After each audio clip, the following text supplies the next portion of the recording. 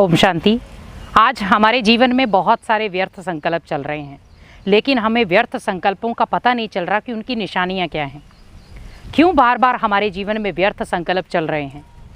हमें आज व्यर्थ संकल्पों की 5 निशानियों को जानना है कि जब आपके जीवन में बार बार व्यर्थ संकल्प चलें तो उनकी कौन सी निशानियां हैं, जिनसे आपको ये पता रहे कि इन व्यर्थ संकल्पों से मेरे जीवन में क्या क्या प्रभाव हो सकते हैं। तो पहली निशानी है, आपकी खुशी गायब होगी। जब आपके जीवन में बहुत सारे व्यर्थ संकल्प चलेंगे तो उसकी पहली निशानी है कि आपका कहीं पे भी मन खुश नहीं होगा। आपकी छोटी छोटी बातों में खुशी गायब हो जाएगी, भले वो दुनियावी बातें हों। कोई आपके साथ बातचीत करने के लिए बैठा हो, अगर कोई आपके साथ अच्छी भी बातें कर रहा होगा तो भी आपकी खुशी गायब रहेगी। अगर कोई बार बार आपके मूड को अच्छा भी करने की कोशिश करेगा तब भी आपकी खुशी गायब रहेगी, क्योंकि आज कहीं ना कहीं देखा जा रहा है कि हमारी खुशी गायब हो रही है व्यर्थ संकल्पों से। तो व्यर्थ संकल्पों की पहली निशानी है खुशी गायब होना। आप कई प्रकार की खुशियां लेने की कोशिश करेंगे। मैं क्लबों में चले जाऊं, लाफिंग क्लब में चले जाऊं, रेस्टोरेंट पे चले जाऊं, दोस्तों के साथ चले जाऊं या पिकनिक मना लूं, लेकिन वो कुछ पल की खुशी है, सदाकाल की खुशी नहीं। तो कुछ पल की खुशी आपको कुछ पल ही खुश कर सकती है, लेकिन सदाकाल की खुशी आपको सदा के लिए खुश रखेगी। दूसरा, आपका किसी भी कार्य में मन नहीं लगेगा। हम कई बार कहते हैं कि आज मेरा मन नहीं है, आज मेरा कोई कार्य करने को मन नहीं है, तो उस दिन आपका दिन बहुत आलस से भरा होगा। यह है दूसरी निशानी। अगर जीवन में व्यर्थ संकल्प चल रहे हैं तो ये निशानियां जानना बहुत ज़रूरी है। तो आपको खुद ही वहाँ पता चल जाएगा कि मुझे इन व्यर्थ संकल्पों से कितना प्रभाव हो रहा है हमारे जीवन में। तो दूसरा था, किसी भी कार्य में मन ना लगना, क्योंकि कई बार हमारा मन परेशान हो जाता है। हम कई बार किसी कार्य को पकड़ते हैं, वो कार्य अधूरा ही छोड़ देते हैं और हम कहते हैं मेरा मन नहीं है, जब मेरा मन होगा तब मैं कार्य कर लूँगा। इसका मतलब वो किस चीज़ की वेट कर रहे हैं, कब हमारा मन होगा? कोई दिन तो डिसाइड होगा, क्योंकि मन के अंदर जब पॉजिटिव थॉट्स चलेंगे तब मैं उस कार्य को करूँगा। लेकिन जब मन के अंदर बहुत सारे व्यर्थ संकल्प चल रहे हैं तो मेरा किसी भी कार्य में मन नहीं लग रहा है। तो दूसरा कारण बना मन ना लगना। तीसरा, वहाँ पर आपको जीवन जीने का मज़ा भी नहीं आएगा, क्योंकि व्यक्ति को जीवन जीने का मज़ा तब आता है जब उसके जीवन में खुशियाँ हों, उसके जीवन में पॉजिटिव संकल्प हों। आप किसी पॉजिटिव व्यक्ति के पास भी बैठते हैं तो हम क्या कहते हैं कि मेरा मन आज बहुत खुश है, क्योंकि आज मैं किसी पॉजिटिव व्यक्ति के पास गया। आज आप धर्म पिताओं के पास जाते हैं, किसी मंदिर में जाते हैं, कहीं पे भी जाते हैं, आप धार्मिक स्थल में जाते हैं, धार्मिक लोगों से मिलते हैं, तो क्या कहते हैं हम कि आज मेरा दिल बहुत खुश है, मेरा मन कर रहा है। जैसे कई बार कोई बीमार भी होता है, डॉक्टर ने उसे कह दिया कि आप लंबे समय तक नहीं जी पाएंगे, तो क्या सोचता है वो कि जितने दिन हैं उतने दिन मैं खुशी से बिता लूँ। क्या ये कह सकता है कि मेरे पास जितने दिन हैं उतने मैं टेंशन में गुजार लूँ? नहीं, वो कोशिश करेगा कि जितने दिन मेरे जीवन में हैं मैं उसे खुशियों में या अपनों के साथ शेयर करूँ। यहाँ पर भी मुझे ध्यान रखना है कि मेरे जीवन में जो खुशियाँ हैं वो दूसरों के हिसाब से ना हों।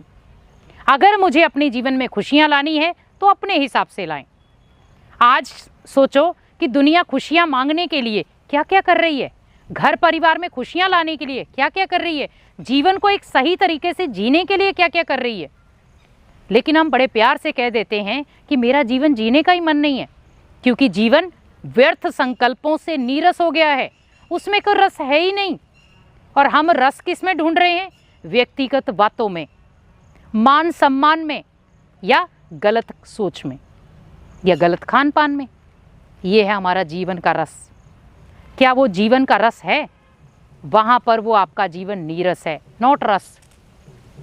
जीवन का रस आपको तब मिलेगा जब आपके जीवन में पॉजिटिविटी होगी, आपको जीवन जीने का आनंद आएगा।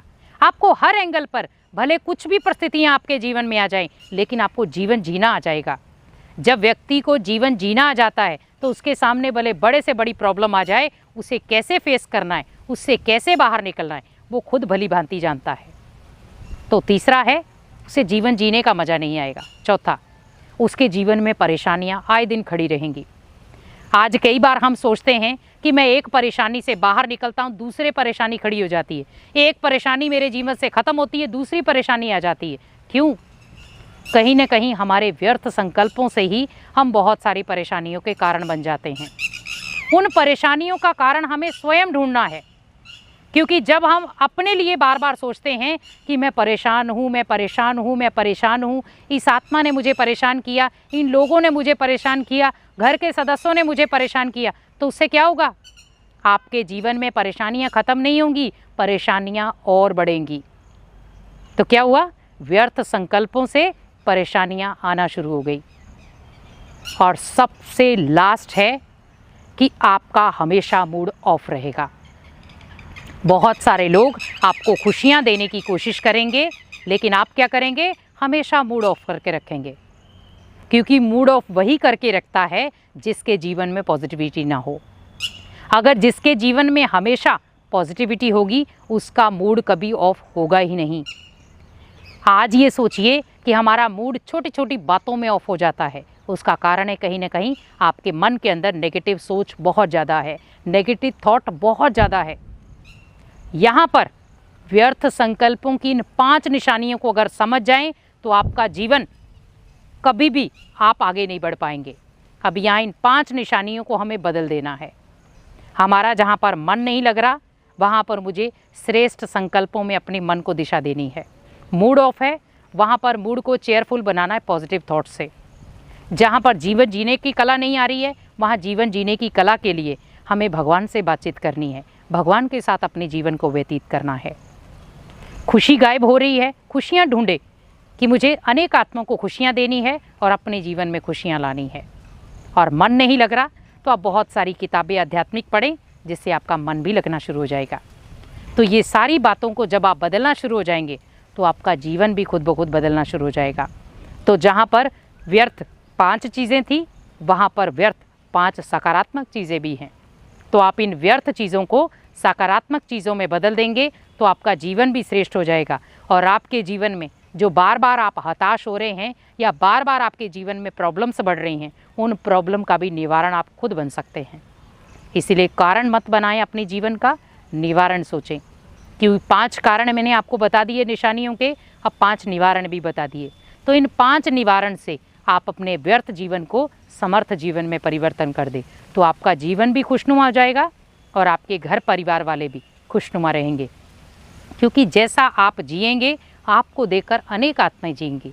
अगर पिता ही खुश ना हो तो क्या बच्चे खुश हो सकते हैं?